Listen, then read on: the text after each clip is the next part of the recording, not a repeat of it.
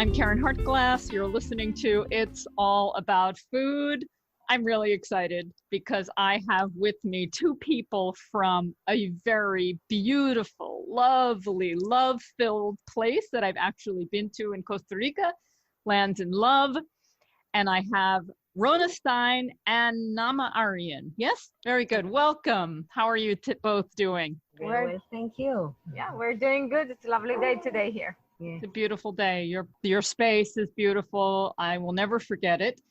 And I think it's grown quite a bit since I've been there because I don't remember you having a sanctuary when I was there. So can you tell me about that?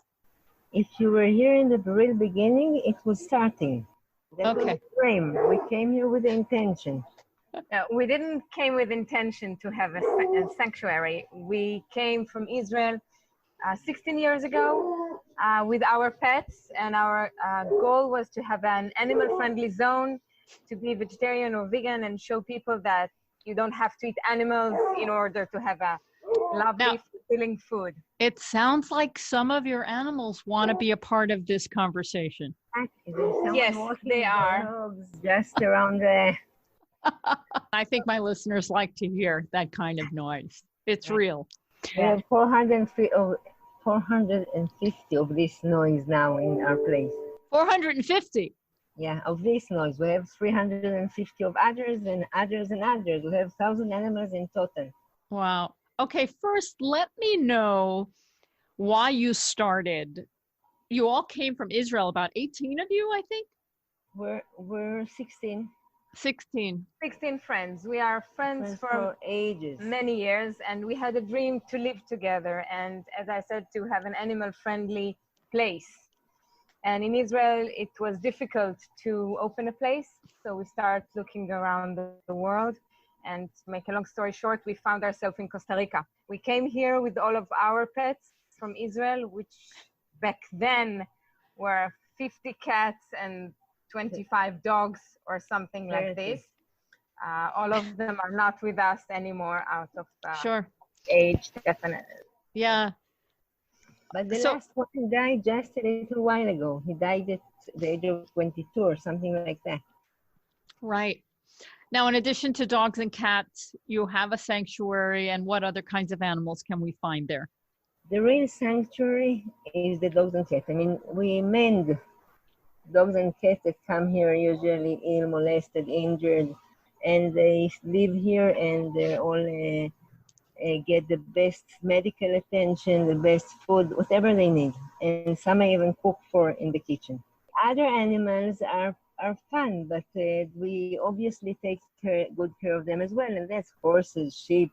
We have 200 hens, and we have, geese and ducks. We have geese running all over the main road, and rabbits and hamsters and all kinds of ducks and things like this we have over there too. Yeah, it's a beautiful place and a beautiful area. It's near the volcano, right? It's on the way from the main from the capital city, San Jose, to La Fortuna, the volcano, which is one of those tourist sites people like to go to. I have not been there. I didn't stop at Lands in Love to go anywhere else. I went to you to be at your place. Very good. I agree. We're all going through a very unique time, somewhat unique for humanity. There have been other plagues and pandemics, but I don't think anyone in this lifetime has experienced what we're going through right now, and it's affecting the entire world. And it's affecting Costa Rica, I know that. So why don't you let us know how it's affecting you? I will start telling you that our place and our animals were funded by a tour operator, by this hotel, but we also, since you were here, we have established a big tour operator. It was a very hectic one, and brought into Costa Rica in the high season about 40 groups a month, many FITs all year long. So that's what funded the animals. Well, all the income from the hotel and the tour operator business that we had were supported the rescue center, because during the years, we've had more and more and more animals. People were keep on throwing animals here and abandoning them here. We have more and more animals, and all the incomes are going directly to the animals, feeding them, medical care and everything. And one day all the tourists stopped. No Yep. flights, no tourism, no income, nothing. And all the savings and everything that we had already run out. So now we're looking for donations and people who love animals and want to assist animals to assist us to keep on going and taking care of all the animals. Where can people find you if they want to know more about you and support you? Oh, we have a website of the sanctuary.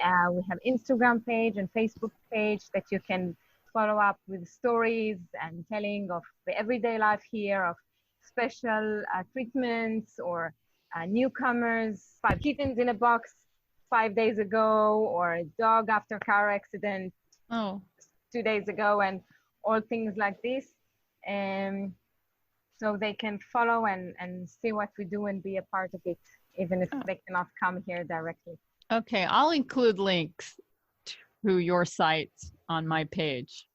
And a part of that, we need donations, and we would love at the moment that people can fly in. Also, all kinds of volunteers can help, just people that love animals and also people that are professional. That will save us some of the money. We pay a whole lot of money to vet there. And starting November 1st, Costa Rica is open to countries from all over the world. Just you need to do a corona test before you come, but all the countries can come here. So if and when people will start traveling again, if they will know about this place and come and visit, enjoy this place. I've recommended it many times and I will continue to do so. And they can also organize their whole trip through us, from the flight and on, even the flight tickets, everything. We at the beginning, at the moment the tourism will come back, our tour operator that is known to be very good will continue working, and we do all the work. How many people, how many guests can you accommodate at Lands in Love? Depends if it's families or couples. We have 38 rooms. 38 rooms. And for instance, for Passover, we have over 100 people that stay in the hotel and do the very beautiful Passover. Beautiful. Usually there's one side of the lobby that celebrates Christmas and people open presents, other side that they light the candle of Hanukkah. It's very international, very nice. I love the country of Costa Rica, and I hope that you're happy that you chose to settle there. We do. It is a beautiful country and so much to see and so much nature and green all over when you go, and the beaches and the mountains, and amazing country. So you were just telling me before we started that you were vegetarian when you started this place, and now you've gone vegan. Have all of you or some of you? What's happened? All of us. How did that happen? We always thought that we do the best for animals at the moment that we don't kill them and eat them. But then we found out what many people don't know, that the milk and the eggs, all these are harming animals. Just as you think when you grow up and you eat a tuna, you think it comes from a can in the supermarket. And when you eat a hamburger, you think it just, something frozen in the supermarket. And then you grow and you start to think and know that it comes from an animal. So we stopped eating that. And then there's more knowledge that in order to have eggs and dairy, you also make animals suffer. So we stopped that too. Well, I'm very happy to hear this, which makes me love your place even more. And our menu for vegans, it's like we have nobody believes it's a whole book. So yeah, it's a book, so many things, such a variety. That's wonderful. I can't wait to come back. We're so wait for you to come back. Now, you probably know this, but Israel, your home country, has become very vegan friendly in the last few years. Incredible. It's amazing. When you go to Israel, I've been there 2 years ago visiting my family. You go to a coffee place or a restaurant, and it's a regular thing to have a vegan mark next to a vegan dishes. You don't need to ask. You don't need to be special. You're not a weirdo, and it's normal. And it's so fun. It's every plate. No plate, not heavy. So I'm assuming, or let me know, the people that come to stay at Lands in Love, are most of them from outside of Costa Rica, or do you have locals coming too? We have locals coming too, obviously, especially at this time when there are no tourists from other countries. It's also very rewarding to us to see that they eat the vegetarian and vegan food and they like it. Mm-hmm. And for us, this is one of the missions that we had when we started this place, to show people that they can eat food that does not come from animals and it's tasty and it's fulfilling. Yes. And you don't have to feel like you didn't eat anything afterwards, all the stigma that people had on vegan food. Do most of the locals who stay with you know what they're getting, or they're surprised? They know what they're getting when they come. They're not Okay. told, but sometimes they are, depends. They're curious. The thing is that it's food and it's also the area. Everywhere in the world now, when you go to places, you have to be all masked and all very, it's like very crazy. And when you come to here, like I say to everybody, it's not a yellow zone, it's not a purple zone, it's a green zone. You just walk, you don't have to wear a mask when you walk in the forest. And that's why local people would come here lately, because they have a different atmosphere than the city.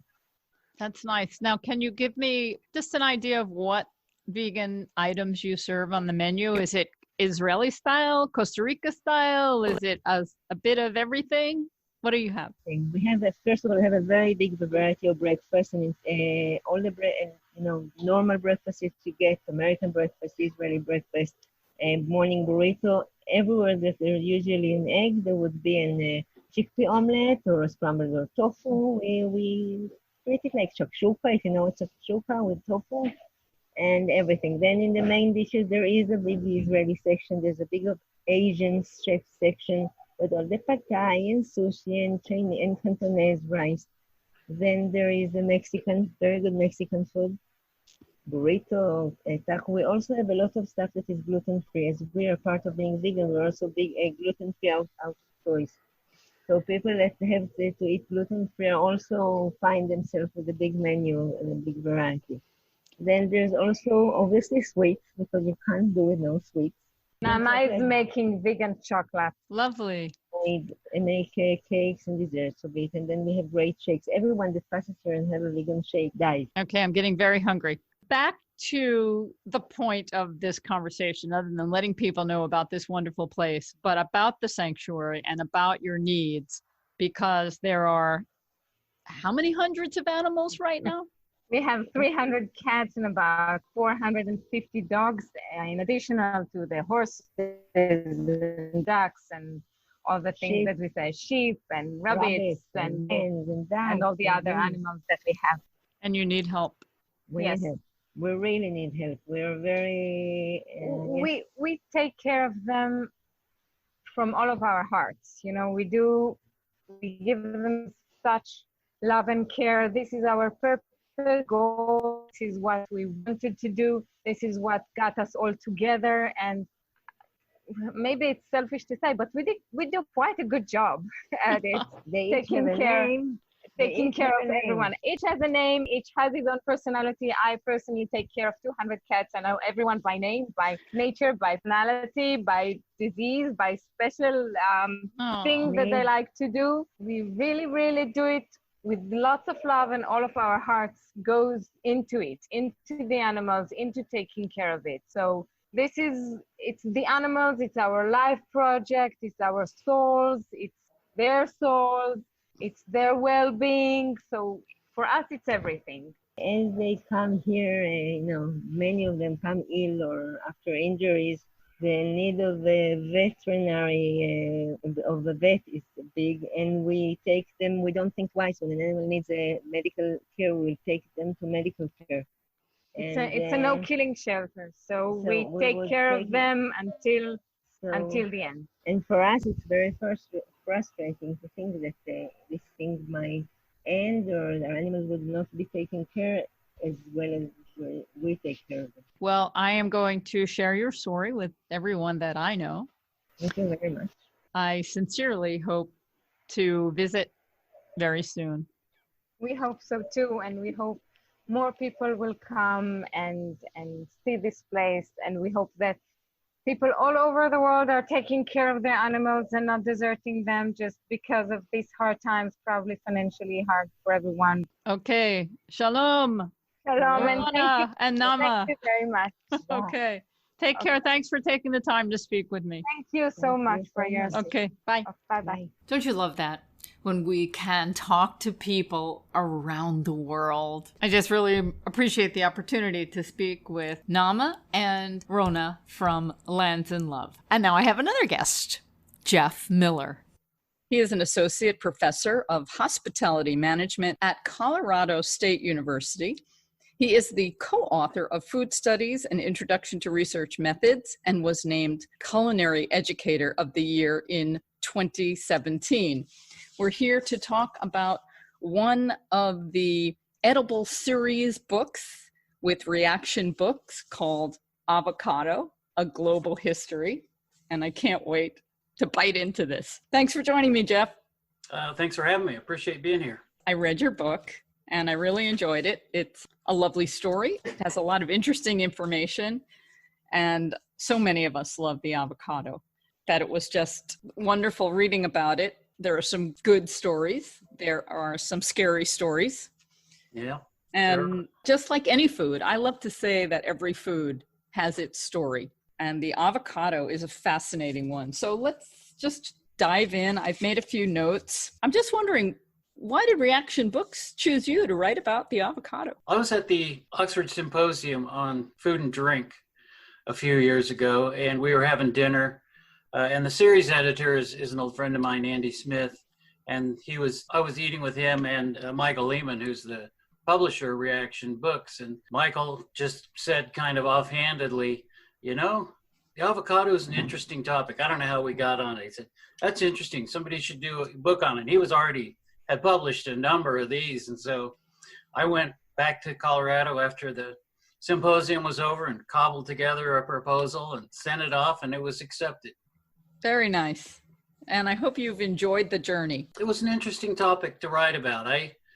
Like most people, I had eaten avocados for years and, I knew a little bit about how to pick a good one and a bad one, but I really knew very little about them until I started researching the book. And, as we say a lot in academia, you never really learn as much about something until you teach it. So it's kind of the same thing here. I learned a lot on the journey, and it was quite interesting. Yes, I agree with you. Okay, so let's start by talking about the avocado seed and how it works or doesn't work. So a lot of us like to take a seed and put it in a little bit of water and grow a little tree. Yeah. And if we had the right climate and put it in the ground, we may not get what we expected to get. That's right. Avocados are pretty fecund. They will grow pretty well. But they're also what is known as heterozygous, which means if you plant the seed of an avocado tree, the chances of it being just like the avocado you got the seed from are virtually nil. So you could get something that's horrible and practically inedible. You might get something fantastic. You might get something that's better than the avocado you get in the grocery store, but it's a total crapshoot. And avocados are not unique this way. Apples are famously the same as well. So if you plant a seed from an apple tree, are you going to get what they call an eater or a spitter? And how does that work? This has something to do with grafting. Can you explain what that is? Right. So if you want to get an avocado tree that's just like the avocado that you're eating, you need to go where that tree was, cut off a branch, graft it to some rootstock, and then let that tree grow, and that will become true to the brand. So essentially, it's a clone. And all the Haas avocados that we eat today are clones of the original mother tree in La Habra, California. Wow. So I imagine that could be a good thing and maybe not such a good thing. The good thing is that we know exactly what will come off of that tree, and growers and marketers love that. If something ever happens to destroy, some virus or some fungus or some bug comes along to destroy that particular avocado tree, we'll be backpedaling pretty hard to fill that market share that's now filled by the Haas avocado. Yes. And that's where that word diversity comes in one more time. That's right. Everybody's talking about diversity, and diversity matters on every level. It matters with people, it matters with the food we grow, it matters with how we grow. We need diversity if we want to survive and live well. Yes, we do. Absolutely. Biodiversity is critical in plant agriculture. Yeah, but people like to know they're getting what they expect. Yes. Yeah, it's an interesting thing because the species, the planet thrive on diversity, but a lot of us just like to get comfortable with the same old, same old. Okay, let's continue with this seed because you talked about how the seed was really designed for another time, a prehistoric time. Can you explain that with the megafauna that used to live on this planet? That was like fascinating. Yeah, at the end of the Pleistocene, and the Earth was littered, so to speak, with these megafauna, and a lot of them were what we call mega herbivores. So you have animals as much as twice as big as a modern African elephant wandering the earth and living only on vegetables. And so you think about how much hay and food an African elephant eats every day, which is an astounding amount of food, and then double that. And then you have the earth populated with these things. They're eating a lot of vegetation. And just, as we know, it takes a lot of grass and a lot of leaves to make a few calories. And so here's this plant that offers fat, offers a lot of calories, actually has an odor designed to attract these animals. And they're huge. And so they would just go up to an avocado tree and pull one off the ground and just swallow it whole. And it's interesting that the pit of an avocado has just a little bit of a chemical that's just slightly toxic. But what it does is it protects it and causes the pit to pass through this animal really quick. And so you have this whole pit that hasn't been chewed up. It's gone through the digestive system really quickly, so it's not damaged. And it's deposited on the ground in a convenient pile of, let's call it fertilizer. We can call it poop. We can call it shit. We can call it anything on this program. We're progressive. It's got its own pile of fertilizer. It's just an ideal method it's a really great strategy for a plant to reproduce itself. Yeah. We don't think about plants having strategies, but this is really a great strategy for a plant to broaden its range and to reproduce itself. Well, you say those animals ate the avocado whole. I hope they got to appreciate that wonderful flavor a little bit on the way down. Well, they mostly swallowed it whole. And also avocados of that period had much less flesh. They had a much higher seed to flesh ratio. One of the things that we've done through humans doing plant and animal selection is we always breed for more meat, right? And we've done the same thing with the avocado as well. So modern avocado is very different than the avocado that was going around being eaten by the toxodons and the giant armadillos and the ground sloths. So what's fascinating is so many of us knew nothing about the avocado for so long. I grew up, in New York, I never had an avocado. I think the first avocado I had, I don't remember, but I think it was when I moved to California in the early 80s. I don't think I had avocado before then. And now it's just ubiquitous. Everyone loves the avocado and we're all complaining because it's more expensive, but we'll get to that in a little bit. I love the history. I was smiling because you talked about the California roll, the Japanese sushi maki, and it has crab and avocado in it. And you talked about how it wasn't created in California. It was actually created in British Columbia. And my connecting the dots to all of this, which doesn't really mean anything, but it does to me, is that I lived in the Bay Area in the 80s, the early 90s, and the Japanese had a big presence there in Silicon Valley at the time. There were a lot of Japanese restaurants. I would eat at them, and I never really got interested in the food. And then I went to Vancouver, the Canadian Vancouver, and I had avocado maki. I'm a vegan, so avocado maki was good for me. And it was just amazing. I thought this was the most amazing combination of flavors, just perfection. And I still do.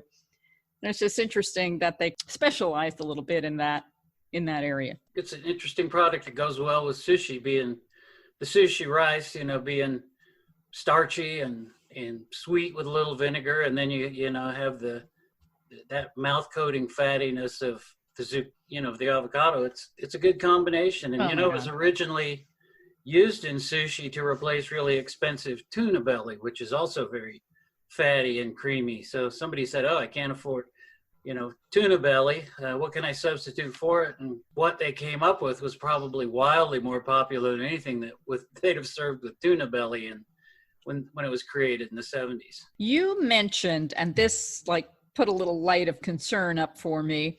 You mentioned that there's a company called Appeal Sciences, and they have this plant-based film that they spray on avocados to slow the ripening process. And I'm always concerned when I hear about people spraying my apples and putting things on it. Can you talk about that coating? And should we be concerned about it? Is it on organic produce, do you know, or not? And I don't know how many producers are using it. It's, most of the avocados get bought and then, consolidated into some major wholesalers. And I don't know which ones are and which one aren't. The two things, I'm not too concerned about it personally. The two things are, it's plant-based. It's a cellulose-based product. So it's made from the waste products of agricultural production. So is it organic?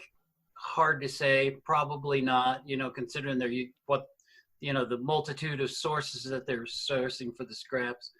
But avocado rind is really thick. I don't know. I just don't think it's probably a big issue in terms of food safety. It's such a thin coating. It's microns thin coating of a product. It's probably relatively benign on a very thick rind. So I think and none of us eat avocado rind. So it's not something I would probably be particularly worried about. If you want to be worried about other aspects of avocado consumption, we can talk about that. But that's probably one that I think is relatively benign. Good. Okay. Well, I was just curious to read about it. Just something else I didn't know. And I always like to learn new things. And then I was kind of laughing, but it's a serious issue apparently, that people don't know how to cut an avocado correctly. And you get what's called avocado hand. Well, the most famous victim is Meryl Streep. She was at an opening of an Apple store in New York City and showed the audience her hand where she cut it. And so, she, like most of us, was holding it in her hand, probably and cutting little slices. And if you have a really sharp knife, I said that avocado rind is thick, but it's not that thick. So that knife can easily slip through there. So, food safety people and public health people very seriously put out.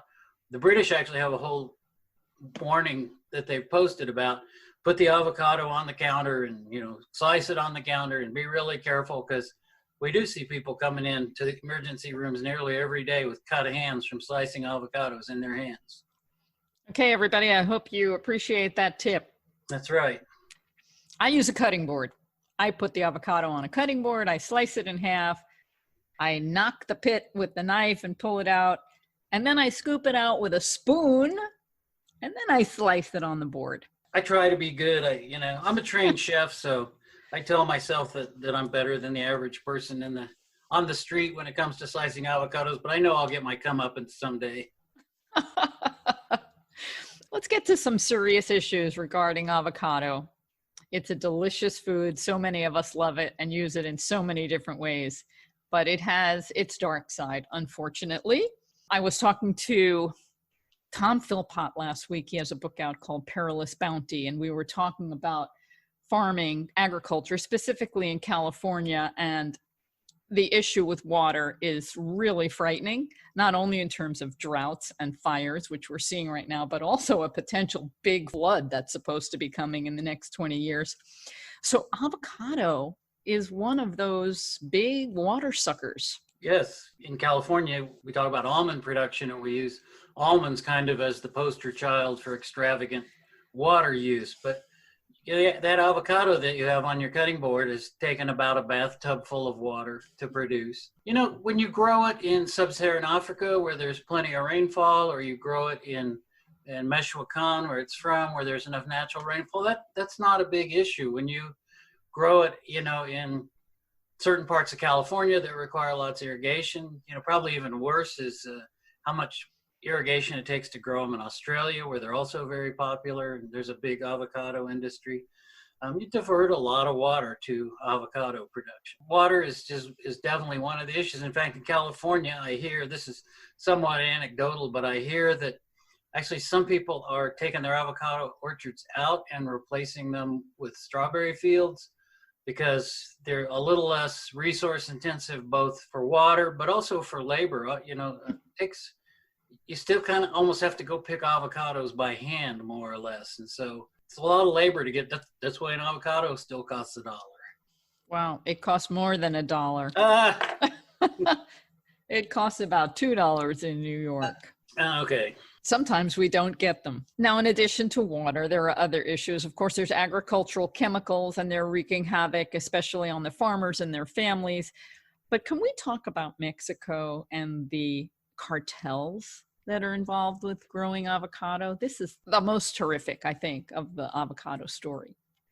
Yeah, and I always like to kind of give the caveat before I talk about this. This is not every avocado field, not every avocado producer, not every avocado operation down there. It's a problem that waxes and wanes. So I like to kind of give this caveat, but there is a lot of narco-trafficante cartel participation in the avocado industry, and you just have to know that as an avocado eater. Like I say, the seriousness or the depth or the breadth or however you want to describe it of the problem kind of waxes and wanes depending on other issues. The cartels got into it initially because there was such a hard crackdown on illegal drug movement activity down there, cocaine and marijuana and methamphetamine.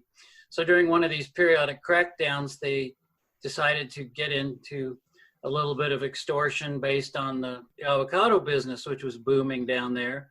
And so now there's definitely some participation by the narco-traffic cartels in the avocado business. They extort money from growers. They extort money from pickers unions. Probably, what I think's the most troubling, as an American is that there are a lot of American companies. I wouldn't say a lot. There are some American companies down there that are part owners in packing houses and agglomerators down there. And there's a suspicion that American companies are paying off the narco cartels, are paying the extortion, just like the locals down there and the local companies. So, as an American, that's disturbing to me. So, I just like I said, it's not every company, it's not every farmer, but if you think about all the avocados that you buy over the course of a year and where they possibly, because they're sourced from so many places, you're pretty much inevitably putting a little bit of money in the pocket of the narco-trafficantes. Your better bets are organic avocados because they tend to be from smaller producers, and also there's some good ecological reasons we could talk, but they tend to be smaller producers. And with crime, like everything else, scale is important. And so they tend not to be extorted as much or as heavily. So if you had to go looking for something just for a political crime reason, I would consider looking for organic avocados from Mexico. But that's just one of the problems inherent with eating an avocado from time to time. That's just one more reason to me why bigger is not always better. Yes, exactly. I was just doing some work in that area this morning, and scale, economy of scale can be good, but it's also it obfuscates a lot of problems. Do you know, are there any organizations that are following this that we might look for information or updates on avocados? I could send you a little information about, you could post. Great. Okay. I just don't have those names and websites in my head right now, but there's definitely some people who are following this. There are some people who are doing some work in sustainable avocado production, where they're doing polycultures that involve avocados and pigs and a whole cycle of, feeding unusable avocados to pigs to fatten the pigs, and the pig manure fertilizes the tree. And it's a nice tight system in there. So, but I can send some information that you can post. Thank you. Thank you very much. Well. Oh, yeah. One more thing I think I wanted to mention is the issue with monarch butterflies and how they're connected to avocados. We all love monarch butterflies. They kind of represent this innocent, beautiful part of nature that we're so often disconnected from. Right. Yeah, they're valuable members of the ecological community, and they're you have to admire them. They're these things that look so fragile and beautiful and delicate, yet they migrate thousands of miles. You know, I lived in Kansas City area for a long time, and it was on a monarch migration path, and to see a whole hedgerow full of shimmering monarchs was just a sight of nature that would bring tears to your eyes. It was so beautiful. But they really need the Oyamel fir forests in central Mexico for overwintering and breeding purposes. And it's critical they go down there every winter and overwinter there, and then they can come back and do all the marvelous things they do for us up here during the warm season here. But these Oyamel fir forests thrive in exactly the same places that avocados thrive in Michoacan, Oaxaca, and that part of south central Mexico. And because avocados are so valuable, you know, they're called green gold down in, you know, in certain parts of Mexico, oro verde, because they're so valuable. And they've done a lot of really great things to bring, you know, campesinos into the middle class and stuff. So it's a complex issue, but they're so valuable that people are illegally encroaching on the reserves and cutting down the Oyamel firs, which the monarchs depend on, to plant avocado orchards.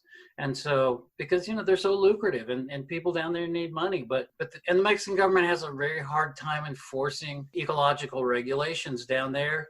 And to be quite frank, there's people in the government there who consider economic development for the locals more important than preserving the butterflies for us. They're not the only government that does that. Well, yeah, that's certainly, they get encouragement from other governments, that's for sure. But if you could go to World Wildlife Fund and look at the charts, you can see that the popularity of avocados and the decline of the monarch butter population, they just go hand in hand.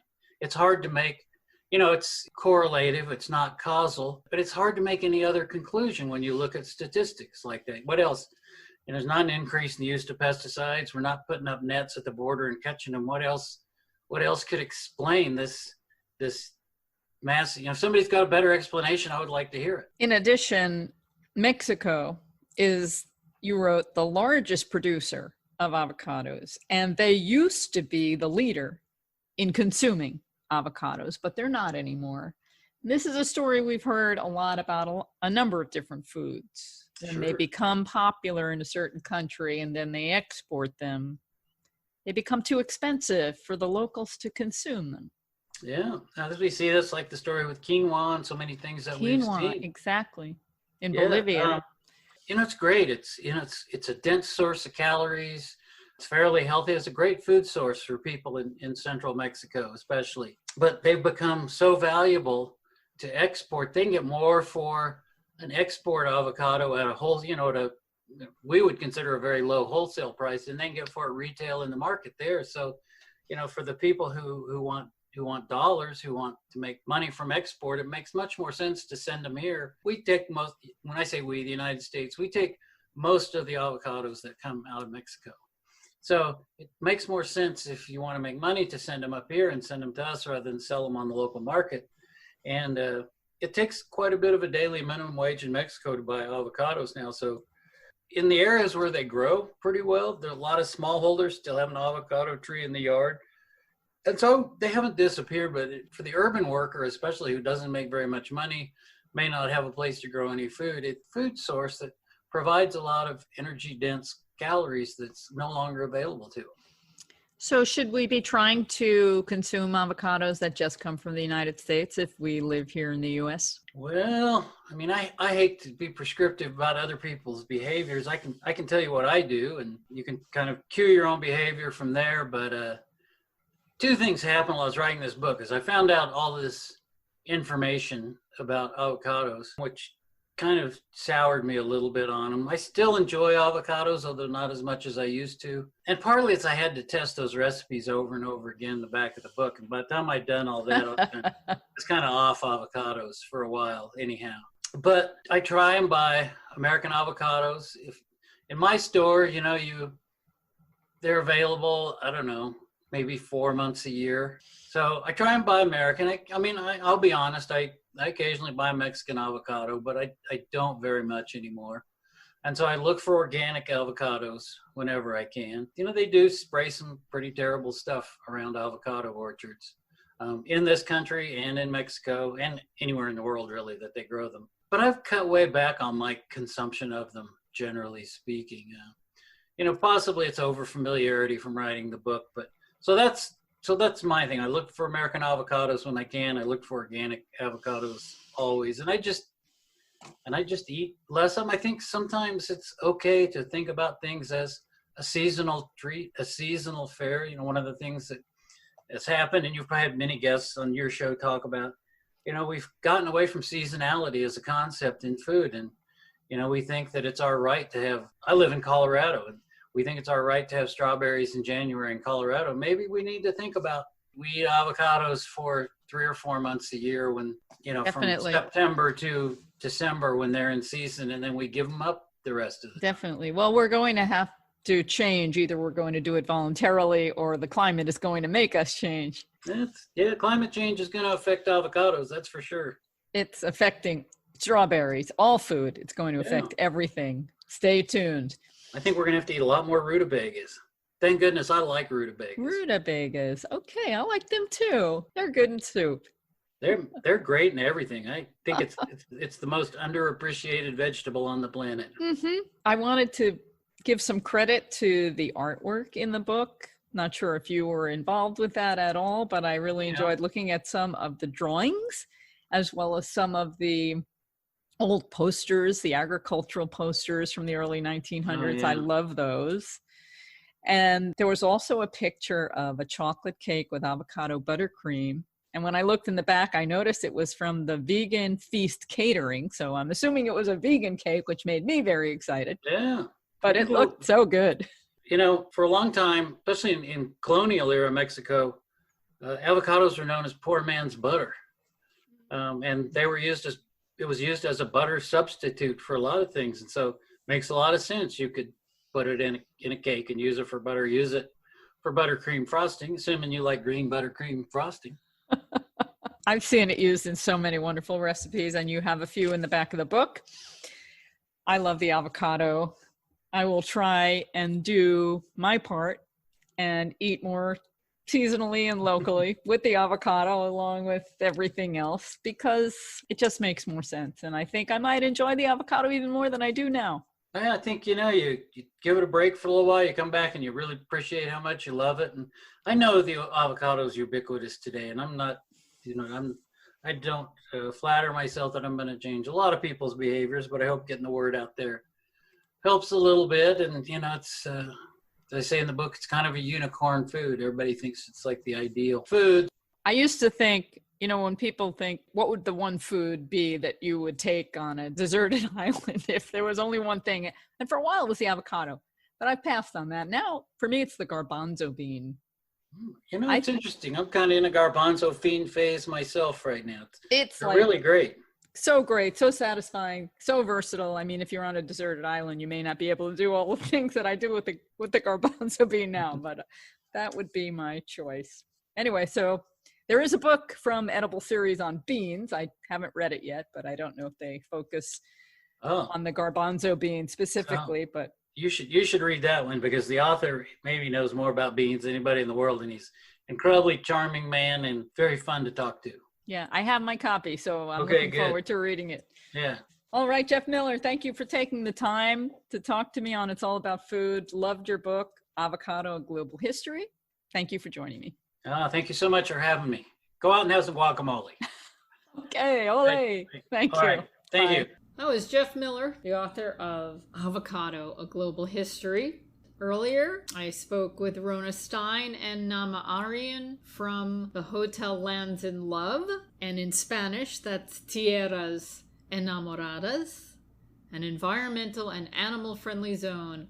280 acres for an eco resort located in a hidden valley in the middle of a cloud forest. Beautiful as a legend. Welcome, Gary DiMattei, back to It's All About Food. Speaking of legends, welcome, Gary DiMattei. I like that introduction. So let me ask you a question. What is a cloud forest? It sounds great, but what is a cloud forest? You know, that's a really good question. There's a lot of moisture in the air. Oh. It sounds like a place that It sounds magical, right? That's magical. Right. I've been there. Is it magical? And I want you to go there with me. Oh, let's go. Yes, and we can go soon because New York has been allowed to go to Costa Rica for the last month or so. Sure, us New Yorkers can go, but not the rest of the U.S., right? And November 1st, anyone can go to Costa Rica. They're opening up their borders because it's a very important tourist time in Costa Rica. November to about February is when the weather is just perfection. So we have to go.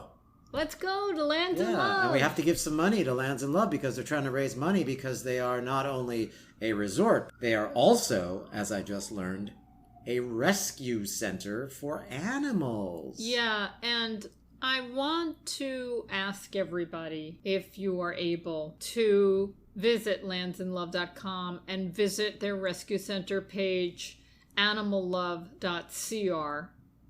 CR for Costa Rica, obviously. They need help. They're doing wonderful things. And I know there are so many people and animals that need help, especially during this time of the coronavirus. But this is one more organization that needs help, and I think they're very deserving. As you could tell, listening to Rona Stein and Nama Arian, they are genuine people, full of love. And they are just 2 of 16 folks who originally left Israel and went to Costa Rica to start this resort and rescue center. Is yes, that not that's correct? right. And they all came with the same passionate mission to have this animal-friendly zone and just create a beautiful space. And they don't exterminate any of the animals. That's right. It's a no-kill rescue center. They take the animals to veterinarians when necessary, when they've been hurt, when they're sick, and they're just very sincere. And as we just heard in the interview, they said that they were living on their savings, right? And now they're out. Right. They really need help. Anybody that can help, $5, $10, $60, they're trying to raise a lot of money. It's a very unique space in the middle of Costa Rica to have these Israelis there and have them be vegetarian and now vegan. Hey, maybe we could all meet there. Let's all go together. They have 38 rooms. 38. And depending on how they're used, they can hold a lot of people. Fantastic. Now let's talk about what I'm really, really excited to talk about in addition to Lands and Love. Let's talk about the avocado. Yes. Because I'm a huge fan of the avocado. We learned the beautiful side of the avocado, the dark side of the avocado. Oh, I don't like it when avocados are dark. I like it when they're nice and green. I didn't realize there was also a dark side of the avocado. So the bottom line is, and I hope that we can do this, is eat avocados from California and from Florida. I like those fruitier, juicier ones from Florida, but from the United States, and eat them when they're in season. And then that makes sense. We really don't need to have them from anywhere else when they're not in season. And would you also add to that, eat them organic? Absolutely. Well, Yeah. we learned another reason why we should eat them organic, because Jeff Miller believes that most of the organic farms in Mexico are small, and therefore the cartels that are terrorizing farmers from time to time in Mexico avoid the smaller farms. They go for the big size farms. So the organic farms tend to be smaller and are likely not terrorized. But Okay, if we're going to purchase organic avocados in season from the United States, you're going to need to dig into your pocket change for those, I tell you. they're expensive. They're expensive. But hey, you're not buying anything but wonderful food, not only for your body, but for our world. That's just making the world a better place, right? It's funny because So it's worth the investment. he said that they were once called a poor man's butter in Mexico. Ah, And they are not for poor men today. not for poor anybody. Not for poor anybody. They're expensive. Yeah, but I talked about how I don't like the dark when an avocado gets dark, but you know how you can how you can clean that up a little. No. Squeeze a little lemon juice on it or lime juice. Right. That brightens it back up again. That's true. And just stir it. Because what's on my mind right now is eating avocados. Of course. I like all kinds of things with avocados. And you're a big fan of using avocado in cooking avocados. You know what I learned? That from this book, that the reason why avocados aren't cooked is because they get bitter. Right? But I love the flavor of avocado when it's warm. So I guess when I reheat a burrito or something, leftovers, and it gets a little warm, or if I put it in a soup just at the last minute and it gets warm, I love that flavor. You've never really cooked with it. That's what I'm realizing, because apparently it's not a good thing to do, and that's why it answered the question I was always asking myself in my head: why don't people cook with avocado? Because I love the flavor, but I love the flavor of a not that cooked avocado. Right. Does that make sense? Yes. And you know what else makes sense is because avocados are, especially if you're purchasing organic avocados, what makes sense is that you feature them at the meal as a main course. Like a lot of things now are featured, like avocado toast is a major deal, right? You can just go into a restaurant. Well, some people can go into a restaurant and order avocado toast as an entree. I mean, guacamole was just something you put on top of, as you just mentioned, your burrito or your taco or your beans and rice, and it was like a little aside, not a main garnish. But now it's actually, except whenever we would order guacamole in a restaurant, it was never enough. It was our main course. Yeah, it was never enough. No, and I love guacamole. I mean, what's your favorite guacamole recipe? Just very simple, right? I like it with cilantro, red onion, tomatoes, a little lemon. Right. That's about it. That's it. And some people like to add something spicy, hot, like chili peppers or something. Yeah. But I like it simple like that too. If not red onion, I like to add scallions to it. Yeah. And it's really good. Avocados are really good. Gary, you're Italian. Yes, I am. Is there any avocado heritage in Italy? You know, I was looking up that and I was wondering, avocados don't sell that well. They're not as popular, I should say, in Italy as they are in other parts of the world. But they do grow them in the southern parts of Italy, like Sardinia and Sicily, those areas where the climate is perfect for avocados. I was horrified when I lived in France in the early 90s. I don't know what they're doing with avocados today, because that was a long time ago, but they would put mayonnaise on top of the avocado. Yeah, a lot of folks like to do that. Fat on fat. Why do we do that? I don't know. I think they like to put a dressing on it. Oh, gosh. It's weird. Yes, that was gross. Mayonnaise. Just mayonnaise. Right on top of avocado. Top of the avocado, yeah. You know, it was first introduced, apparently, in Italy on the Italian Riviera. So that was like back in 1909 or something like that. The avocado has not been around very long. Yeah, so they are there. They do grow them there, but they're not as popular as they are in other parts of the world. And what I was fascinated with that you were telling me about with the book that you just read, Jeff Miller's book, is that they actually do a frosting for cakes and things of that nature with the avocado, right? Well, there was a picture of one in the book, and that's a vegan thing. Right. Using avocado. Well, not just vegan. And he mentioned some of this in the book. The avocado is used in smoothies. Right. And in lattes sometimes. And in ice creams. And chocolate mousse.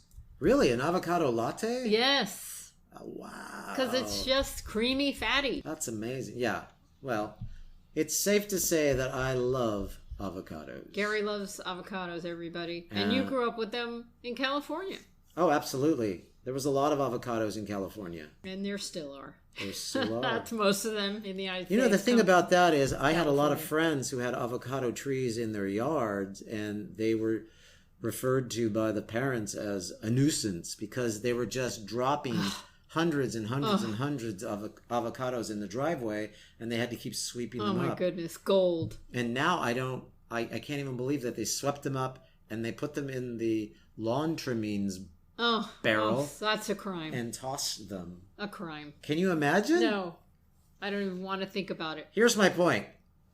Avocados can be frozen if you make things like guacamole first and then put them in an airtight container and put them in your freezer. So don't throw your avocados away. Right. Freeze them after making guacamole. Or send them to Responsible Eating and Living Yes. Pandemic Headquarters. And we'll make the guacamole and freeze it and tell you how wonderful it was. That's right. Now, we didn't talk about Costa Rica, but they grow avocados there too. They're not one of the top producers, but they make a lot of avocados. I've had avocados in Costa Rica, and then the very large avocados. They are not the Haas avocados. And you talked a lot about the difference between Haas avocados and the other avocados. Well, there's right? a lot of varieties, but the Haas is the one that's taken over because it's so rich and so creamy. But the Florida avocados, the real big ones, I like them, and I think about them like I think about chocolate and carob, which we've talked about recently. Right. Carob is not chocolate and should not be confused as chocolate. It's a lovely fruit with a lovely flavor, and when you dry it and make a powder of it, it happens to look like cocoa powder, but it doesn't taste like cocoa powder, and it just shouldn't be mixed up. And I think about some other types of avocados, and in their own right, they all have their benefits. So that big, fruity, juicy Florida avocado. Is that also the kind of avocado that's in Costa Rica? Well, they have different varieties, but they have something similar. I don't know if it's the same. See how we segue Costa Rica and avocados together again? We're back to Costa Rica. Somebody did that intentionally. Yeah. Anyway, I cut you off. You were saying about the avocado. The Florida avocado is lighter, juicier, fruitier, and really lovely if you're not expecting a Haas avocado. Wow. It's just lovely in its own individuality. Give the Florida avocado a chance. Yeah, absolutely. Yeah. It's beautiful. I've had some, but I love the way you explained it. There's a song about guacamole? No, you want to sing it? It's called the Guacamole Song. I don't know it, but I just looked up songs about avocados, and there's a guacamole song. There's a guacamole song. Let's see if I can actually play a little bit of it for Okay, you. that would be fun.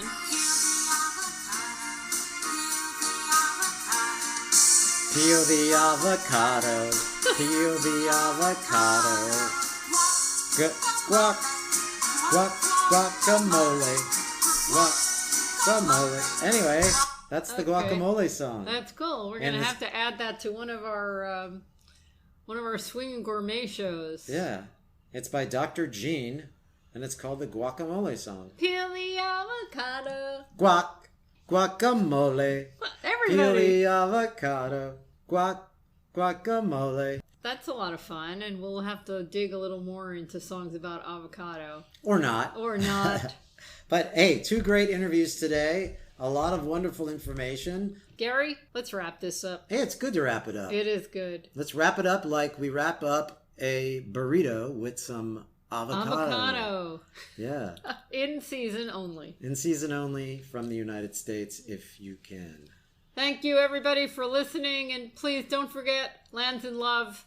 Look at the links on the page for this program, and I hope you can help them out a little bit. Yes. Thank Gary, you so much. Thank you for joining me today. Karen, thanks so much for talking avocados with me. Everybody, thanks for listening, and have a delicious week!